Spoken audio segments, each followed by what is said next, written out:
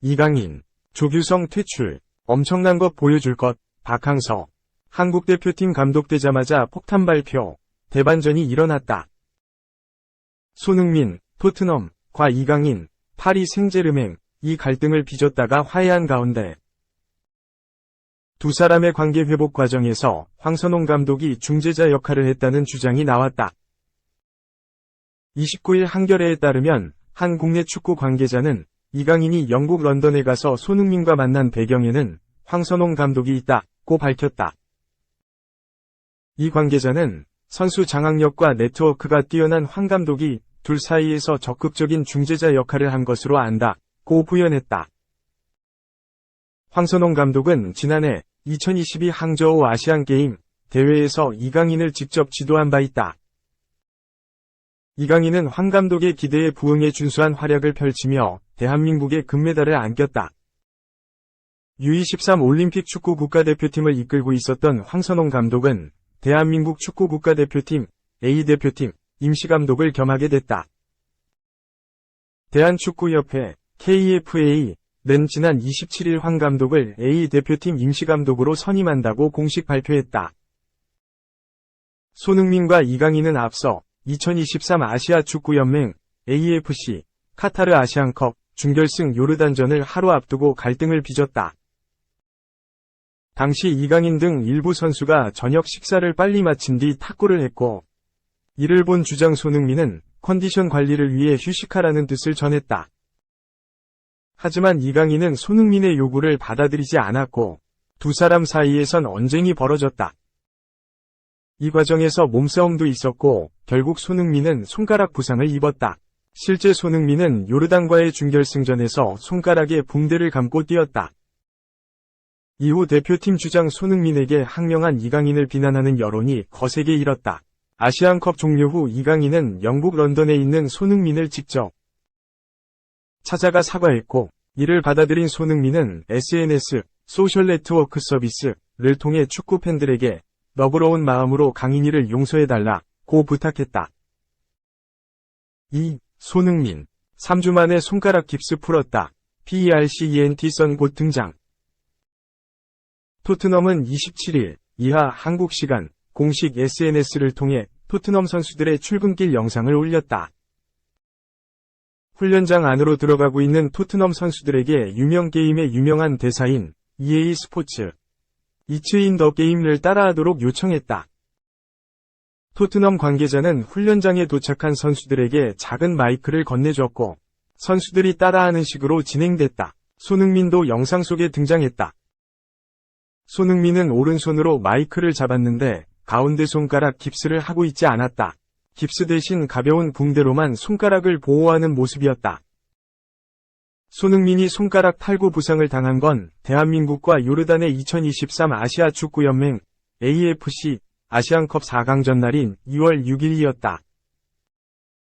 뒤늦게 알려진 사실이지만 한국과 요르단의 경기 전날 대한민국 선수들 사이에 격한 언쟁이 벌어졌고, 그 과정에서 손흥민의 손가락이 탈구됐다. 이강인과 손흥민이 다툼 끝에 벌어진 일이었다. 대한축구협회가 이를 사실로 인정하면서 두 선수의 불화설이 전 세계적으로 논란이 됐다. 이에 이강인이 손흥민이 거주하고 있는 영국 런던으로 직접 찾아가 사과의사를 전달했고, 손흥민도 흔쾌히 이강인의 사과를 받아주면서 두 사람의 불화설은 일단락이 됐다. 불화설이 보도되기에 앞서 손흥민은 손가락에 깁스를 한 채로 요르단전을 뛰었지만 슬프게도 대한민국의 탈락을 막을 수 없었다. 토트넘으로 돌아가서도 손흥민은 손가락에 깁스를 풀지 않고 경기를 소화했다. 생겼다 부상에서 오는 고통은 심했던 것으로 알려졌다. 영국 풋볼 런던은 손흥민이 토트넘으로 복귀한 후 손흥민은 손가락 탈구 부상이 너무 고통스러워서 더 이상의 아픔을 피하기 위해서 토트넘 훈련장에 돌아왔을 때 사람들과 악수하기 전에 미리 경고했다고 전한 바 있다. 지난 22일에 공개된 토트넘 훈련 영상에서도 손흥민은 깁스를 유지한 채로 훈련에 참가했다. 토트넘이 지난 18일 울버햄튼전 이후로 경기를 쉬고 있는 중인 게 도움이 된 모습이다. 경기를 뛰면 어쩔 수 없이 손가락 부상이 악화될 위험이 있기 때문이다. 경기가 없는 동안 손흥민이 빠르게 회복하는데 성공하면서 깁스를 푼 것으로 보인다. 하지만 아직까지 붕대를 하고 있는 것으로 보아 완벽히 회복된 상태는 아닌 것으로 보인다. 토트넘은 오는 3일 크리스탈 팰리스와 홈에서 리그 경기를 치른다. 경기 도중에는 격한 몸싸움도 벌어질 수 있기 때문에 부상 악화를 방지하고자 다시 깁스를 차고 경기를 뛸 수도 있을 전망이다. 3. 이적료 1113억 기꺼이 지불한다. 맨유 아스널 경쟁 본격화, 바르사는 영입 포기. 스페인 매체 스포르트는 28일 한국 시간 맨유와 아스널은 바르셀로나가 빠진 아마도, 오나나, 22, 에버턴, 영입전에서 치열한 경쟁을 벌이고 있다 라고 보도했다. 오나나는 향후 정상급 미드필더로 성장할 제목으로 평가받는다. 195cm의 압도적인 체격 조건을 앞세운 저돌적인 플레이와 왕성한 활동량, 전진 드리블 능력이 장점으로 꼽힌다. 올 시즌 가파른 성장세를 타고 있다. 어린 나이에도 불구하고 모든 대회를 통틀어 27경기 3골 1도움을 올리며 자신의 가치를 증명했다. 벨기에 A 대표팀 승선까지 성공했다. 오나나는 지난 2022년부터 지금까지 A매치 통산 9경기를 뛰며 벨기에의 미래를 짊어질 선수로 급부상했다. 당초 바르셀로나 이적 가능성이 유력하게 거론되기도 했다. 바르셀로나는 지난해 여름팀을 떠난 세르히오 부스케츠의 진정한 후계자로 오나나를 낙점한 것으로 전해졌다. 구체적인 영입 계획까지 흘러나왔다. 바르셀로나는 올여름 이적 시장에서 오나나를 데려오기 위해 3,500만 파운드, 약 590억 원의 자금을 장전했다. 에버턴을 설득하기에 충분하지는 않았다. 이번 보도에 따르면 에버턴은 올여름 이적 시장에서 오나나의 이적료로 6,600만 파운드, 약 1,113억 원을 요구하기로 결정했다. 책정 기준은 지난해 첼시에 입단한 로메오 라비아, 20였다. 라비아는 지난해 여름 5,800만 파운드, 약 978억 원의 이적료를 기록했다. 에버턴은 오나나의 경험과 기량이 더 뛰어나다는 것을 감안하여 그의 이적료를 6,600만 파운드로 책정했다. 바르셀로나 이적 가능성은 완전히 사라졌다. 바르셀로나는 재정적으로 어려움을 겪고 있다. 에버턴의 요구에 응할 여유는 전혀 없다. 오나나의 이적 가능성이 사라진 것은 아니다. 스포르트는 맨유와 아스널은 에버턴이 요구하는 6,600만 파운드를 지불할 능력이 있다 라고 전했다. 그러면서 맨유와 아스널은 올여름 이적 시장이 열리자마자 오나나 이적에 대한 공식 제안을 에버턴에 제출할 것이다 라고 내다봤다. 4. 혼란 살라 대항마 찾았다. 아스널.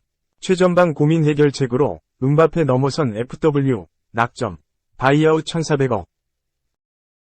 영국의 아스널 인사이더는 28일 한국 시각 아스널은 빅토르 요케레스가 이반 토니와 빅터 오시멘보다 나은 계약이 될 거라고 본다라고 보도했다.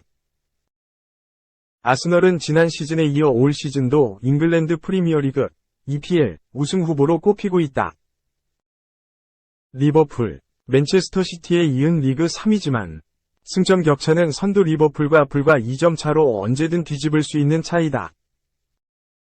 최근 경기력도 압도적이다. 아스널은 최근 리그 6경기에서 무려 25골을 넣었고 실점은 단 3골에 불과했다. 하지만 아스널에는 치명적인 약점이 있다. 바로 최전방의 무게감이다. 엘링 홀란과 모하메드 살라라는 리그 최고의 득점원들을 보유한 맨시티, 리버풀과 달리 아스널의 최전방은 다소 아쉽다. 가브리엘 제주스가 아스널 이적 이후 준수한 경기력을 보여주고 있지만 문전압 마무리 능력과 부상이 발목을 잡으며 해결사로 나서지는 못하고 있다.